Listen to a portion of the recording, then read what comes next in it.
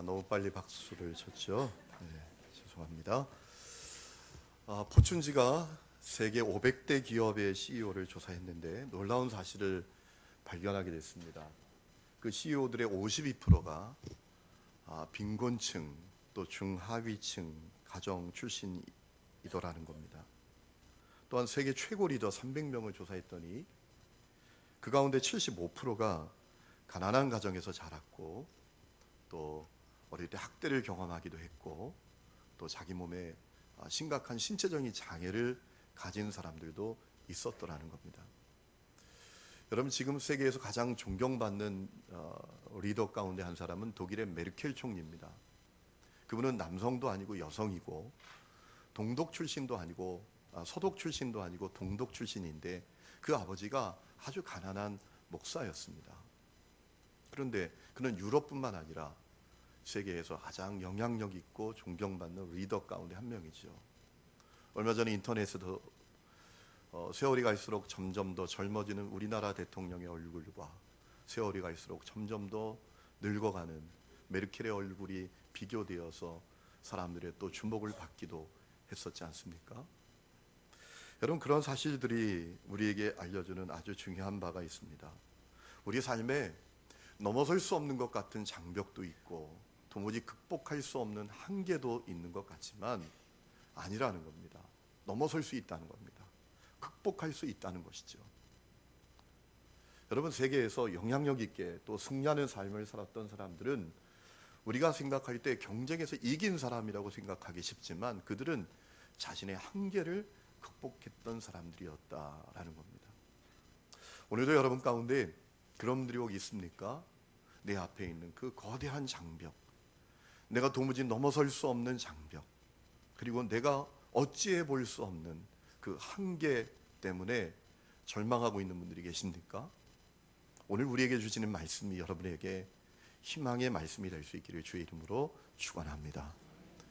여러분, 스가랴는 하나님의 환상을 보고 하나님의 마음과 뜻을 전했던 예언자였습니다. 오늘 우리가 읽은 말씀은 두 번째 환상이었는데요. 이 두 번째 환상의 내용은 독립된 내용이라기보다 이제 첫 번째 환상을 보충해주는 그런 환상이라고 생각해 볼 수가 있습니다. 첫 번째 환상의 내용은 어떤 것이었습니까? 스가랴가 골짜기 속 화석류나무 사이에 서 있는 천사를 보게 됐다라고 했습니다. 골짜기에 그 천사가 섰다는 바가 의미하는 것이 있다라고 말씀을 드렸죠. 그것이 이스라엘 백성들의 상태였다는 겁니다. 이스라엘 백성들은 지금 골짜기, 어두운 골짜기, 그리고 세상의 중심이 아니라 인생의 변방에 있는 것 같은 그런 상태였다는 겁니다. 하지만 절망할 것 없다는 겁니다. 낙심할 것 없다는 겁니다. 왜냐하면 하나님 그 어두운 골짜기를 화석류나무 숲으로 만드실 것이기 때문에 인생의 변방이라고 할지라도 그곳이 아름다운 꽃을 피우고 겨울에도 푸르고 또 놀라운 열매를 맺는 화석류나무 숲으로 만드실 것이기 때문이라는 겁니다. 그래서 천사가 골짜기 속 화석류나무 사이에 섰다라고 했던 거예요. 여러분, 지난 시간에 제가 그런 말씀을 드렸잖아요. 화석류나무가 대단히 특별한 나무라고. 이 나무가 겨울에도 푸르릅니다. 그리고 대단한 생명력을 가지고 있습니다. 가지가 꺾이고 또 상처가 나도 이틀만 지나면 완전히 회복한다는 거예요. 그래서 이스라엘 백성들은 이 화석류나무를 생명, 불멸, 영생, 번영을 상징하는 나무라고 여겼습니다. 그래서 초막절에 그들이 초막을 짓고 초막절을 지켰는데 화석류나무가지로 초막집을 지었다는 겁니다. 결혼식을 할 때도 신부들이 화관을 쓰는데 그 번성한 화석나무 잎으로, 화석나무 가지로, 화석류나무 가지로 화관을 만들어 썼다는 겁니다. 우리나라 사람들은 꿈속에 대지를 보면 복권을 사잖아요. 그런데 지금도 이스라엘 사람들은 꿈속에서 화석류나무를 사면 얼른 복권을 살 정도라는 겁니다. 그렇게 특별한 나무, 생명과 번영을, 풍요를 상징하는 그런 나무가 이 화석류나무라는 거예요. 여러분, 하나님께서 이스라엘 백성들에게 말씀하시는 거예요. 지금 어두운 골짜기 가운데 있다고. 지금은 세상의 중심이 아니라 변방에 있는 것 같다고 낙심하지 말라는 거예요. 하나님 그곳을 화석류나무 숲으로 만드신다. 오늘도 여러분 가운데 그런 분들이 계신가요? 내 인생이 어두운 골짜기 같아요. 내 인생이 세상의 중심이 아니라 변방에 있는 것 같아요. 그래서 낙심하고 있는 분들이 계십니까? 여러분, 주님께서 여러분에게 놀라운 일을 행하실 것을 믿으시기 바랍니다. 평안을 주실 것입니다. 번영을 주실 것입니다. 회복을 주실 거예요. 우리가 그것을 신뢰해야 합니다. 여러분, 스가랴는 골짜기 속 화석류나무에 선 천사만이 아니라 다른 천사도 봤지요. 그 뒤에 있는 세 천사들, 각각 붉은 말, 흰색, 자주색 말을 타고 있는 천사들을 보게 되었습니다. 그 천사들이 하는 보고도 들었습니다. 그 천사들이 어떤 보고를 했습니까? 우리가 온 땅을 두루 다니고 왔는데 온 땅이 평안하고 고요했다는 거예요. 여러분, 그 보고가 스가랴에게도 이스라엘 백성들에게도 상처였습니다. 힘든 보고였습니다. 아니, 어떻게 그런 일이 있을 수 있어? 우리는 이렇게 비참하고 있는데, 우리는 이렇게 공고한 처지에 놓여 있는데, 우리는 이렇게 폐허가 된 상태에 놓여 있는데, 어떻게 저 이방 민족들은 그렇게 평안하고 고요하고 번영을 누릴 수 있어? 상처죠, 상처. 그래서 하나님의 천사가 하나님께 질문을 하지 않습니까? 하나님, 언제까지입니까? 언제까지 이스라엘을 불쌍히 여기지 않으려 하십니까? 항변하는 거죠. 여러분, 사실 우리 마음에도 그런 항변이 있죠. 아니, 다른 집은 다 행복해 보이고 평안해 보이고 그렇게 잘 사는 것 같은데 우리 집은 왜 이렇게 복잡한 거야? 어려운 거야. 다른 사람은 그렇게 직장에서도 잘 나가고 사업도 잘 되고 건강만 하는 것 같은데 나는 왜 이렇게 안 풀리고 내 사업은 이렇게 안 되고 꼬이고 어려운가? 우리에게도 다 그런 질문이 있지요. 스가랴가 그 질문을 듣게 되었을 때 이어지는 하나님의 말씀을 듣게 됩니다. 천사를 통해서 그 하나님의 마음을 이스라엘 백성들에게 전하라고 하시는 명령을 듣게 됩니다. 하나님께서 평안과 번영을 누리고 있는 것 같은 민족들, 그들에게 진노하고 계신다는 거예요. 진노하고 계신다는 게 뭡니까? 그들의 심판과 멸망이 멀지 않았다는 거예요. 진노하고 계신다는 거예요. 왜 그들이 하나님의 진노를 받게 되었습니까? 왜 심판과 멸망을 당할 수밖에 없게 되었습니까? 도를 넘어서 행했기 때문입니다. 정도 이상으로 행했기 때문입니다. 여러분, 우리가 지난주 읽었던 15절 말씀에 보면 이런 말씀이 있죠. 아니란 여러 나라들 때문에 심히 진노하나니 하나님께서 나는 조금 노하였거늘 그들은 힘을 내어 고난을 더하였습니다. 여러분, 이스라엘 백성들이 범죄했을 때 하나님은 이방 민족을 통해서 징계하시잖아요.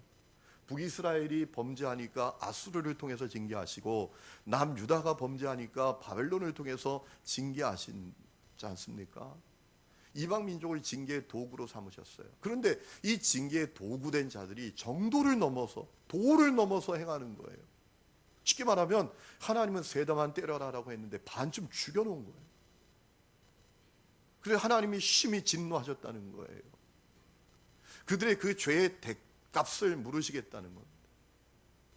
그래서 진노하셔서 그들을 심판하시겠다는 거예요. 하나님께서 그 가지신 마음을 스가랴가 듣게 됐죠.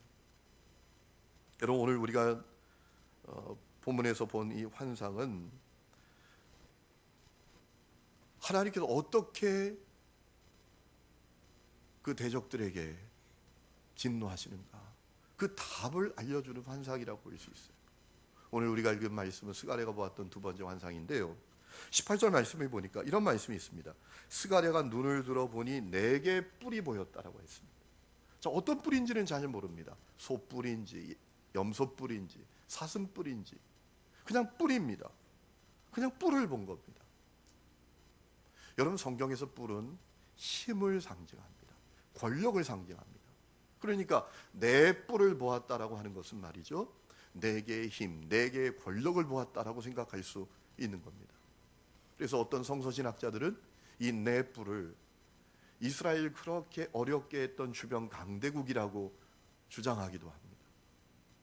예를 들면 애굽, 아수르, 바벨론, 페르시아 같은 강대국들이라고 하는 거죠. 여러분, 오늘 말씀 가운데에도 스가랴가 자기가 본 뿔이 도대체 어떤 뿔인지 알 수 없어서 자기에게 하나님의 말씀을 전한 천사에게 묻지 않습니까? 이들이 무엇입니까? 도대체 이 뿔들의 정체가 뭡니까? 그때 바로 대답을 듣게 됐습니다. 19절에 보니까 이들은 유다와 이스라엘과 예루살렘을 흩뜨린 뿔이다.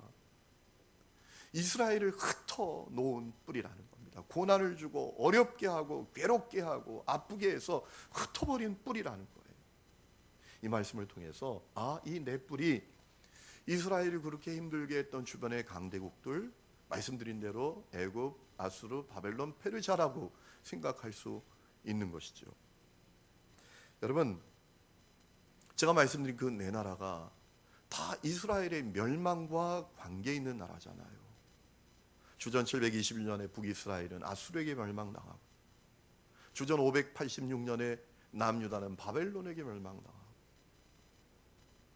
이 네 뿔이 이스라엘의 주변 강대국이라고 우리가 생각할 수 있는 거예요. 여러분, 저는 오늘 말씀을 보면서 그 네 뿔을 바라보는 스가랴의 마음이 어땠을까라는 것을 생각해 봤습니다. 이런 마음이 딱 들었어요. 참담했겠다. 왜요? 그 뿔들에게 당한 일이 기가 막혔기 때문입니다. 비참한 일을 당했기 때문입니다. 여러분, 남유다에 아주 유명하고 훌륭한 왕이 있었어요. 히스기야라는 왕입니다.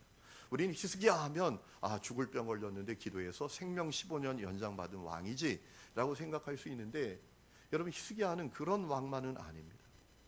히스기야는 너무나 훌륭한 왕이었습니다. 하나님 앞에 신실한 왕이었습니다. 열왕기상 18장을 보면 히스기야가 어떤 왕이었는지 이렇게 소개합니다. 그의 조상 다윗의 모든 행위와 같이 여호와 보시기에 정직하게 행했다. 하나님 보시기에 정직하게. 여러분, 사실 사람이 나를 어떻게 보는가, 이거는 문제 아니에요. 코람데오, 하나님 앞에서 하나님이 어떻게 보시는가, 하나님께 합격받는 거, 이거 대단히 중요하잖아요. 히스기야는 하나님 보실 때 정직하게 행했던 왕이다. 하나님도 그렇게 인정해 주셨던 왕입니다. 히스기야는 그 아버지 아하스 시대에 섬겼던 모든 우상을 다 깨뜨렸습니다. 하나님을 의지했습니다. 하나님과 연합하여 하나님과 동행했던 왕이었습니다. 하나님의 계명을 준수했던 왕이었습니다. 그래서 열왕기상 18장에 보면 히스기야를 가리켜서 뭐라고 말하는가 하면, 유다의 전후 역사에 전후 왕들 가운데 히스기야 왕 같은 왕이 없었더라, 이렇게 히스기야에 대해서 소개하고 있어요. 참 대단한 왕이죠. 그런데 안타까운 것은 이 히스기야도 죽어요. 그리고 그 아들 므낫세가 왕이 됐는데, 이 므낫세는요, 우리가 흔히 그런 얘기 하잖아요. 그 아버지의 뭐라 하죠? 그 아들. 근데 이 므낫세는요, 그 아버지와 완전히 다른 아들. 죄송합니다, 이런 표현 써서. 종자가 다른 아들 같았어요. 이 므낫세는 아버지 히스기야와 정반대입니다. 하나님 보시기에 악을 행했다라고 열왕기상 21장에 얘기하고 있어요. 아버지 히스기야가 허문 우상을 다시 세우고 경배했을 뿐만 아니라 죄 없는 자를 마구 죽이는 유혈 통치를 행했던 인물이 이 므낫세입니다. 그 아들 아몬이라는 왕도 똑같아요. 열왕기상 21장을 보면 아몬을 가리켜서는 뭐라고 말하는가 하면, 아몬은 하나님을 버렸다라고 했어요. 여러분, 히스기야 사후에 이스라엘 역사 가운데 캄캄한 어둠의 역사가 계속될 때 이 유다의 한 줄기 빛의 역사가 시작이 돼요. 요시야라는 왕 때문입니다. 요시야. 이 요시야는 히스기야의 증손자 되는 사람이었어요. 정말 훌륭한 왕입니다. 여러분, 이 요시야가 왕이 되었습니다. 아버지 아몬을 이어서 왕이 됐는데, 요시야는 또 아버지하고 완전히 다른 아들이었어요. 저 여러분들이 다 그와 같은 분들이 될 수 있기를 주의 이름으로 축원합니다. 하나님 앞에 정직하게 행했습니다. 특별히 신앙개혁을 단행했습니다. 엉망이 되어버린 성전을 수리합니다. 예배를 회복합니다. 말씀운동을 일으킵니다. 회개운동을 일으킵니다. 그래서 유다의 놀라운 영적 부흥을 일으키게 됩니다. 그런데 안타까운 사실은 한 번의 사건으로 그 영적 부흥의 역사가 끝나고 말아요. 주전 601년에 그 당시에 최강대국이었던 아수르가 신흥 강대국으로 떠오르는 바벨론의 공격을 받게 됩니다. 아수르가 감당이 안 됩니다. 그래서 애굽에게 지원을 요청해요. 그래서 애굽의 느고 왕이 지원군을 이끌고 아수르를 도와주러 가다가 죄 없는 유다를 질밟는 거예요. 마치 일제시대 때 조선 땅에서 러시아, 일본 그들이 전쟁을 하면서 이 땅을 유린하고 짓밟았던 거하고 똑같은 일이 벌어지는 거예요. 그러자 요시야가 군대를 이끌고 무기토로 가서 애굽의 느고 왕과 결전을 치르게 됩니다. 그리고 안타까운 것은요, 그 전쟁에서 승리했어야 되는데 패배해요. 그리고 요시야가 죽임을 당합니다. 그래서 유다의 역사는요, 벼랑으로 떨어지는 역사가 되고 말아요. 유다에게 승리한 애굽이 요시의 아들, 둘째 아들입니다. 여호아하스를 왕으로 세워서 애굽으로 끌고 갑니다. 그리고 3달 만에 죽여버려요. 그러자 여호아하스의 아들 여호야김이 왕이 되었는데요, 이 여호야김이 참 어리석어요. 아니, 여러분, 지도자는요, 시대를 분별하는 분별력이 있어야 돼요. 그 당시에 바벨론이 강대국으로 떠오르는데 이 여호야김이 친애굽 정책을 펼칩니다. 그러니까 바벨론의 느부갓네살이 진노해요. 그래서 주전 597년에 대군을 이끌고 유다를 향해서 공격을 해옵니다. 그런데 공격해 와보니까 여호야김 왕은 죽어있고 그 아들 여호야긴이 왕이 되어 있는데요, 그 나이가 18살밖에 안 됐어요. 이 여호야긴 왕이 18살밖에 안 됐으니까 바벨론의 느부갓네살이 공격해 오니까 그렇게 두려워하고 겁을 내고 전투 한번 못 해보고 항복해요. 그래서 느부갓네살이 여호야긴과 그 가족들, 그리고 유다의 똑똑한 사람들 10,000명만 골라가지고 포로로 바벨론으로 끌고 갑니다. 참 안타까운 역사가 벌어졌던 것이죠. 이 바벨론이 여호야긴을 끌고 가면서 누구를 왕으로 또 세웠는가 하면, 여러분, 이 유다가 얼마나 비참한지 생각해 보세요. 우리나라 왕도 우리가 못 세우는 거예요. 주변 강대국에서 다 왕 세우는 겁니다. 요시야의 다른 아들 시드기야, 그러니까 여호야긴의 삼촌을 왕으로 세워요. 그런데 이 시드기야도 문제입니다. 왜냐하면 이제는 깨달아야 되잖아요. 야, 애굽 의지하는 것도 안 되는구나. 바벨론도 우리가 이길 수가 없구나. 그러면 그것이 하나님의 계획이고 하나님의 마음이고 하나님의 뜻이었잖아요. 오직 하나님만 바라보거라. 외세도 의지하지 말고 사람도 의지하지 말고 오직 하나님만 바라보라고. 그것이 하나님께서 환경을 통해서 주시는 메시지였지 않습니까? 여러분도 살아가면서 환경을 통해서 주님이 주시는 메시지를 잘 들으시기 바랍니다. 우리의 환경 자체가 하나님의 엄중한 메시지예요. C.S. 루이스는 이런 얘기했던 적이 있어요. 평탄할 때는 하나님이 속삭이시지만 환난이 왔을 때는 하나님께서 소리쳐 외치는 것이다. 고난의 때에 나를 향해서 하시는 주님의 음성이 있다는 거예요. 잘 들어야 합니다. 환경을 통해서 주님이 말씀하시는 그 메시지가 있는 거예요. 시드기야가 그걸 못 듭니다. 못 봅니다. 야, 안 되는구나. 외세 의지해도 안 되고 사람 의지하는 것도 안 되고 군대를 의지하는 것도 안 되는구나. 이제 우리가 오직 하나님만 바라보고 하나님만 의지해야 되겠구나. 이렇게 했어야 되는데 이 시드기야가 또 친애굽 정책을 펼칩니다.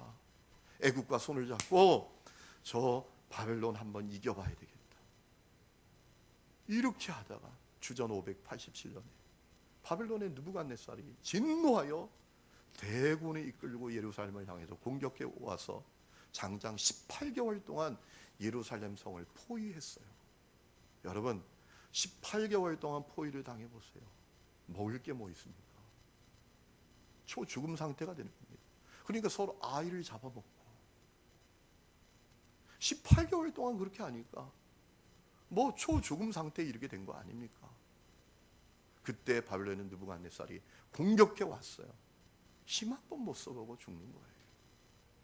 성벽은 무너지고 성전도 다 파괴되고 성전에 하나님 앞에 예배하는 기물 생각해 보세요. 교회가 부도 나가지고 이렇게 생각해 보시면 됩니다. 강대상 피아노 다 들고 갔다는 거예요. 그 지경이 됐다는 거예요, 나라가. 그뿐만 아니라 시드기야 왕이 보는 앞에서 왕자들 다 목 베어 죽임을 당해요. 여러분, 시드기야가 제정신이었겠어요? 우리가 그러잖아요. 내 아이가 어린이집 갔다가 여기만 핥혀가지고 와도 그냥 전화를 해야죠. 선생님!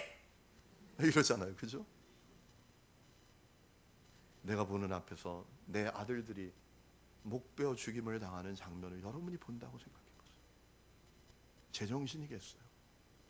그뿐만 아니라 시드기야 왕도 두 눈이 뽑혀서 바벨론에서 예루살렘이 1500km가 넘는데 그 길을 끌려가죠. 재질 끌려가죠. 여러분, 그것이 네 뿔들에게 당한 이스라엘의 역사예요. 그러니까 그 네 뿔을 바라보면서 스가랴가 어떤 마음을 가졌겠습니까? 참담하기 그지없는 거예요. 자, 바벨론도 페르시아에 의해서 멸망을 당합니다. 페르시아의 고레스 왕이 이스라엘 백성들에게 고국으로 돌아가라, 성전도 재건해라 라고 했는데, 여러분, 그것은요, 이 고레스 왕이 자기 점령국을 영구히 통치하려는 아주 교묘한 전략이었습니다. 고레스는요, 공포 정치 안 했습니다. 유혈 정치하지 않았습니다. 점령국의 문화, 종교 다 인정해 주면서 그들이 영구히 점령하려고 하는 전략이었어요. 돌아오기는 했지만 해방은 안 됩니다. 아닌 겁니다. 아직도 페르시아 세상이에요. 여러분, 앞에서 제가 스가랴의 마음이 참담했을 것이다 라고 말씀을 드렸는데요, 스가랴의 마음이 참담했던 첫 번째 이유는 그 네 뿔에게 당한 일이 기가 막혔기 때문이고, 또 하나 그 마음이 참담했던 이유가 있어요. 그 강대국들의 소나기에서 어떻게 벗어날지 기약이 없는 거예요. 언제 벗어날지 기약이 없는 거예요. 그 네 뿔은요, 어찌해 볼 수 없는, 도무지 넘어설 수 없는 거대한 장벽입니다. 도무지 극복할 수 없는 한계 그 자체입니다. 여러분, 문제도 이 문제가 좀 풀릴 수 있겠구나, 이런 가능성, 희망이라도 갖게 돼야 우리 마음이 그래도 힘을 낼 수 있는 거죠. 도무지 넘어설 수 없는 장벽 그 자체입니다. 그러니 참담하기 그지 없는 거죠. 실제로 여러분, 이스라엘이 바벨론, 페르시아, 그리스, 로마에게 정복당해서 지낸 기간이 650년입니다. 이 스가랴도 그러니까 이 네 뿔을 바라보면서 참담하기 그지없는, 어떻게 저 장벽을 넘어서겠나, 어떻게 이 한계를 극복하겠나, 이런 비참한 마음이 가득한 거예요. 그때 스가랴는 놀라운 또 하나의 환상을 보게 되는데, 오늘 20절 말씀 보니까 여호와께서 대장장이 4명을 스가랴에게 보이셨다라고 했습니다. 스가랴가 묻습니다. 그들이 무엇을 하러 왔습니까? 라고 물었을 때 놀라운 대답을 듣게 됩니다. 그 대장장이 넷이 네 뿔을 쳐서 깨트려서 산산조각 내기 위해 왔다는 거예요. 할렐루야. 여러분, 놀라운 환상이었어요. 놀라운 말씀이었어요. 여러분, 성경에서 등장하는 이 묵시문학 가운데 등장하는 넷이라는 표현은요, 꼭 넷, 사만을 의미하는 게 아닙니다. 전체 모든 것을 의미하는 표현이에요. 그러니까 대장장이 넷이 네 뿔을 쳐서 깨뜨렸다라는 환상을 보게 됐다는 것은 하나님이 주시는 놀라운 메시지인 거예요. 너 네 뿔을 바라보면서 절망하지. 도무지 넘어설 수 없는 장벽이라고, 어찌해 볼 수 없는 한계라고 절망하지 마. 낙심하지 마. 패배의식에 잠기지 마. 네 뿔 다 깨진다. 산산조각 난다. 할렐루야. 어떻게 조각이 납니까? 어떻게 깨트려집니까? 하나님의 능력이 역사하면, 하나님의 능력이 역사하실 거란 말이에요. 여러분, 생각해 보세요. 아무리 뿔이 단단하다고 해도 말이죠, 그 짐승의 뿔이 아니, 대장장이가 가진 그 쇠망치로 두드려 깨면 나만 할 뿔이 있겠습니까? 마찬가지로 하나님의 능력으로 넘어설 수 없는 장벽 없고 하나님의 능력으로 극복할 수 없는 한계 없다는 것입니다. 그것을 믿으라는 것입니다. 하나님께서 장벽과 한계를 다 허무시겠다는 것입니다. 그걸 믿음으로 받아들이라는 거예요. 그것이 두 번째 환상의 내용이었어요. 여러분, 우리 주변에 또 성경에 있는 말씀 가운데 그런 역사들은 얼마든지 있습니다. 요한복음 5장에 보면 예수님께서 예루살렘에 가셔서 베데스다 연못가에 가셨어요. 거기 38년 된 병자가 누워 있습니다. 여러분, 사람이 병으로 38년 동안 고통을 당하면 그 병은요, 자기에게 장벽입니다. 도무지 어찌 해볼 수 없는 한계입니다. 그런데 예수님은 그에게 뭐라고 물으십니까? 네가 낫고자 하느냐? 여러분, 제가 그 대답을 들었다면 되게 기분 나빴을 것 같아요. 38년 동안 내가 고난을 당했는데 낫기를 원하냐고요? 놀려요 지금? 예수님께서 그런데 왜 낫고자 하느냐라고 물으셨을까요? 여러분, 38년 동안 해결되지 않은 문제는요, 그 마음을 좌절시킵니다. 절망하게 만듭니다. 주저앉게 만듭니다. 그래도 주님이 그에게 희망이 있는지 믿음이 있는지 기대가 있는지 보고 싶었던 거예요. 네가 낫고자 하느냐? 그가 뭐라 합니까? 낫기를 원한다고. 그렇게 바로 얘기하지는 않죠. 물이 움직일 때 내가 먼저 들어가려고 가다 보면 다른 사람이 먼저 들어갑니다. 아직까지 나는 포기하지 않았다는 겁니다. 낫기를 원한다는 거죠.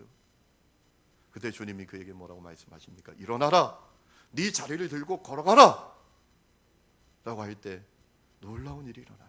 벌떡 일어나서 자리를 들고 걸어가잖아요. 38년 된 그 장벽이 한순간에 허물어진 거예요.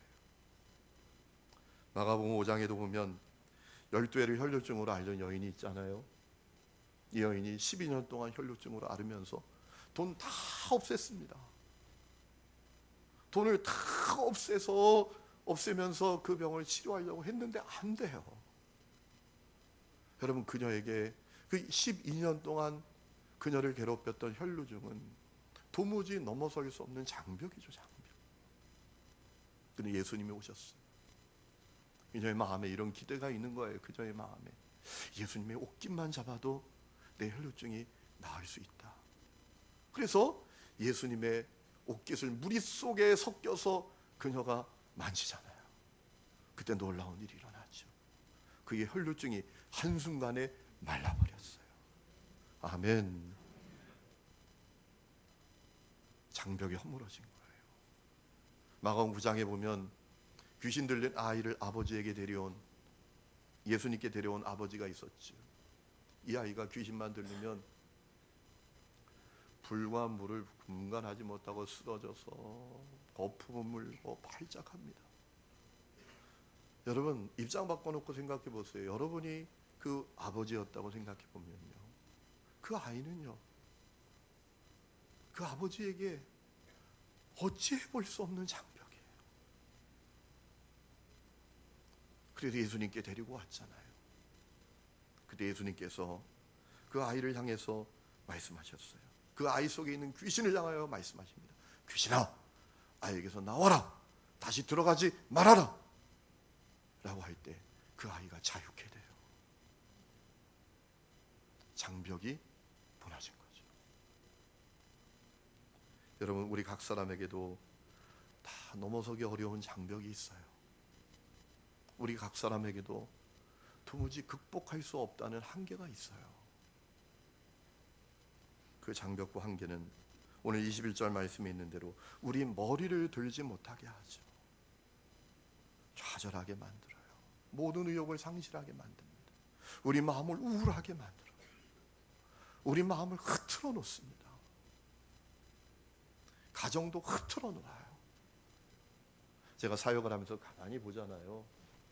그러면 가정에도 문제가 찾아올 때, 웬만한 문제가 찾아오면 가족들끼리 그래도 힘을 모아서 그 문제를 이겨보려고 하고 힘을 모아서 그 문제를 극복해 보려고 하는 것 같은데, 정말 감당하기 어려운 문제, 도무지 넘어설 수 없는 장벽과 같은 문제가 오잖아요. 그런 가족들의 마음이 다 나눠지고 흩어지더라고요. 자기 살궁리만 하더라고요. 제가 가만히 보니까. 여러분, 우리에게 도무지 넘어설 수 없는 장벽과 극복할 수 없는 한계가 있잖아요. 어떤 사람에게는 아무리 애써도 끊어지지 않는 가정의 악한 흐름일 수도 있어요. 어떤 사람에게는 그렇게 태워도 변화되지 않는 가족일 수도 있어요. 어떤 사람에게는 아무리 애를 써도 치료되지 않는 질병일 수도 있고요. 어떤 사람에게는 도무지 희망이 보이지 않는 사업, 도무지 풀리지 않는 인생일 수도 있어요. 또 어떤 사람은 다윗을 그렇게 죽이려고 애썼던 사울과 같은 어떤 사람일 수도 있어요. 여러분, 개인뿐만입니까? 사회적으로도요, 도무지 넘어서기 어려울 것 같은 장벽이 있다고요. 한계가 있다고요. 우리 사회에 있잖아요. 우리 사회에 도무지 넘어설지 어려울 것 같은 장벽들이 있잖아요. 도덕적인 타락이라는 장벽. 꽁 잡는 게 매라고. 수단과 방법을 가리지 말고 돈만 벌면 돼. 명예를 가지면 돼. 힘을 가지면 돼. 그래서 얼마나 이 사회가 부패되고 타락이 됩니까? 여러분, 안타까운 사실은요, 아이들이 어른들을 인정하지 않아요. 어른들의 권위를 인정하지 않아요. 왜? 보니까 너무나 엉터리 같잖아요. 언제부턴가 우리나라가 참 안타까운 것은 공직자들도 세 가지 세트를 가지고 꼭 시작하더라고요. 세금 탈루, 위장 전입, 군대 안 간 거. 그래도 다 공직 임명 받고.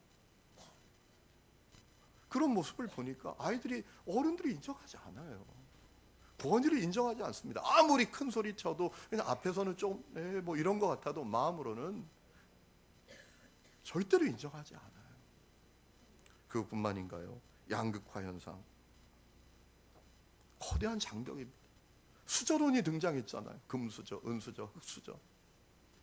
어떤 형제는 저에게 그러더라고요. 목사님, 저는요 흑수저도 아니고요 일회용 수저예요. 일회용 수저.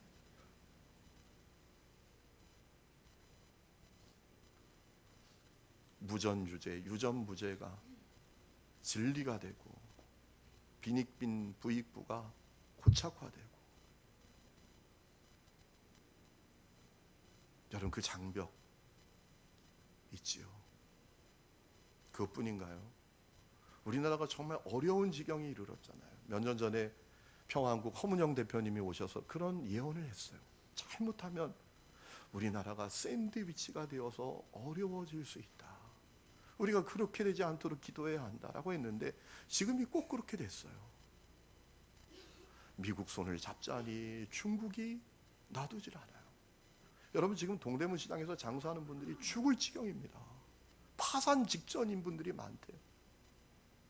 사드를 외치한다고 하니까 중국에서 TV에서 한국 드라마 방영 금지, 한국 사람들 CF 금지. 그뿐만 아니라 중국의 보따리 장수들이 30kg 옷을 수도 없이 갖고 간 거죠. 수도 없이 화물로 보냈는데 중국 세관에서 다 막는 겁니다. 통관을 안 시켜줘요. 산더미처럼 지금 쌓여있다는 거예요. 죽을 지경이래요. 그러자고 또 중국 손을 잡으면 미국이 가만 내버려 두겠습니까? 장벽이죠, 장벽. 교회는 어떻습니까?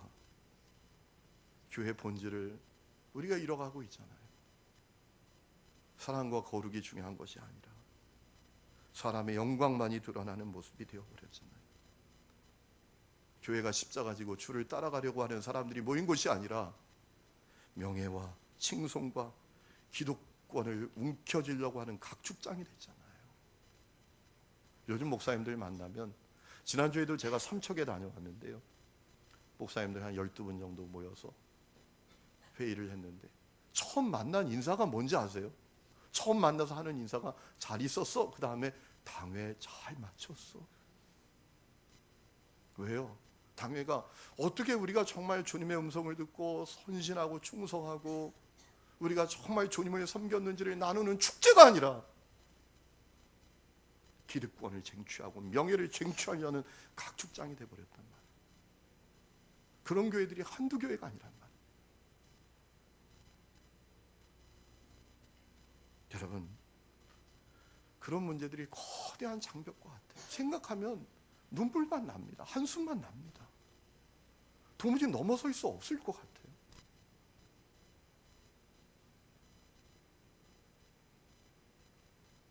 하지만 하나님께서 우리가 넘기 어렵다고 여기는 장벽과 극복하기 어려운 한계 앞에서 절망만 하는 것을 원치 않으시는 줄로 믿습니다. 장벽을 넘고 한계를 넘어서 앞으로 나아가기를 원하시는 줄로 믿습니다. 그리고 나아갈 수 있다고 하시는 줄로 믿습니다. 왜냐하면 우리에게는 하나님이 계시기 때문입니다. 우리에게는 완전한 하나님의 능력이 있기 때문입니다. 우리는 본문 속에 내 뿔을 쳐서 떨어뜨리는 대장자기가 넷인 것을 기억해야 합니다. 제가 말씀드렸죠? 넷은 모든 것 전체를 가리킨단 말입니다. 대장자기가 넷이라는 것은 우리에게 모든 능력 중에 능력인 하나님의 능력이 있다는 거예요.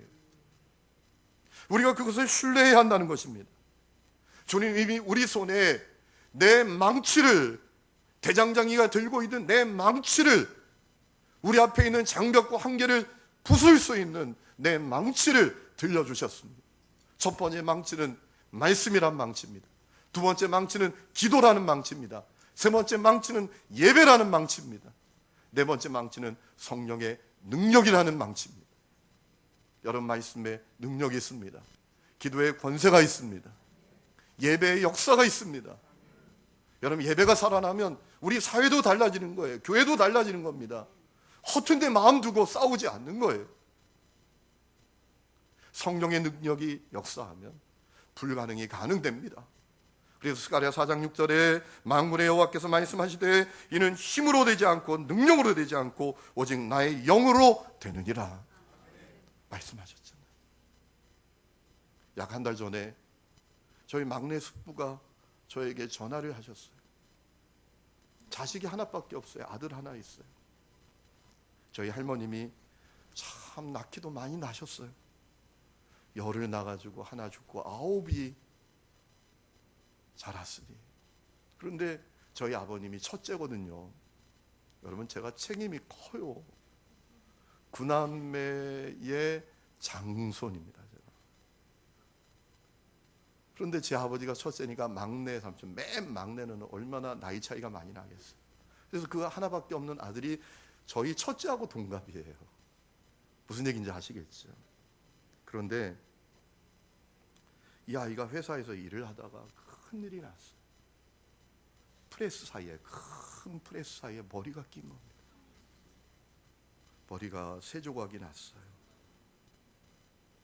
의사 선생님이 그러신다는 거예요. 나는 아무것도 해줄 수 있는 게 없습니다. 비유를 하시는데 그렇게 얘기하시더래요. 우리 뇌가 너무나 연한데, 이게 두부같이 약한데 위에서 두부를 땅바닥에 턱 떨어뜨려서 두부가 퍼진 것처럼 됐다는 거예요. 그렇게 하시면 된다고. 저는 해드릴 수 있는 게 없다고 하시더래요. 그러면서 울면서 저에게 기도해달라고. 기도해달라고. 한 달 동안 정말 간절히 기도했어요. 온 식구들이 다 기도했어요. 지난 화요일에 저희 숙부님이 전화를 해왔어요. 그 아이가 깨났대요. 말을 한대요. 기적이 일어난 겁니다. 기적이. 원주 세브란스에 있는데요. 기적이 일어난 기적이. 의사 선생님이 인정을 못한대요. 믿지도 못한대요. 그런데 현실이잖아요. 내일 퇴원합니다. 그래서 이제 재활 치료를 시작한다. 어렵지 않게 살 수 있다는 거예요. 여러분, 우리는 보는 것으로 행하는 자들이 아니라 믿음으로 행하는 자들인 것을 믿으시기 바랍니다. 우리 앞에 도무지 넘어설 수 없는 장벽들이 있습니다. 도무지 극복하기 어려운 한계가 있습니다. 그러나 절대로 절망하지 말아야 합니다. 그럼에도 불구하고 주님을 신뢰해야 합니다. 왜냐하면 하나님은 온 땅의 통치자시고 모든 인생의 주관자이시고 섭리자이시기 때문입니다. 이사야 14장 27절에 이사야 선지자는 이렇게 말합니다. 만군의 여호와께서 경영하셨은즉 누가 능히 그것을 폐하며 그의 손을 펴셨은즉 누가 능히 그것을 돌이킬 수 있는가. 그래서 이렇게 우리에게 외칩니다. 너희는 약한 손을 강하게 하며 떨리는 무릎을 굳게 하며 겁내는 자들에게 이르기를 굳세어라, 두려워하지 말라. 보라, 너희 하나님이 오사 보복하시고 갚아주실 것이라. 하나님이 오사 너희를 구원하시리라. 여러분 앞에 어떤 장벽이 있습니까? 여러분의 머리를 들게 못하는 어떤 한계가 있습니까? 주님 말씀하십니다. 주를 신뢰하라는, 주를 바라보는 것. 우리가 주를 바라볼 때, 그때가 언제인지 알 수 없지만, 어떻게 하실 줄은 알 수 없지만, 하나님의 때, 하나님의 방법으로 하나님의 일을 행하실 것이라는 거죠. 여러분 기억하십시오. 아수르, 바벨론, 페르시아 다 멸망당했습니다. 하나님의 말씀대로 되었습니다. 저는 우리 삼손의 성도들이 믿음으로 우리 앞에 있는 장벽과 한계를 넘어서 나아가는 성도들이 될 수 있기를 주의 이름으로 축원합니다. 기도하겠습니다.